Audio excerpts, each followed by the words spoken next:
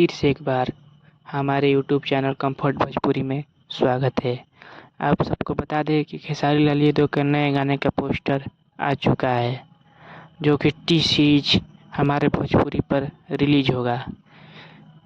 इस गाने को Rajnandini Singh female singer गाई है खेसारी लाल यादव के साथ। इसका म्यूजिक दिए हैं आर्या शर्मा और लिखे हैं कृष्णा बेदर्दी।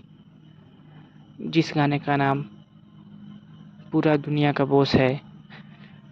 ये बात तो सच है कि भगवान शंकर पूरा दुनिया का बॉस हैं ही, और इस गाने का भव्य तरीका से टी सीरीज हमारे भोजपुरी रिलीज करेगी। और इसकी आगे की जानकारी खेसारी लाल यादव अपने फेसबुक इंस्टाग्राम से जानकारी देंगे आप सभी को।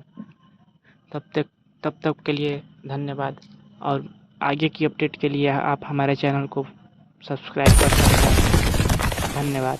जय हिंद, जय भोजपुरी।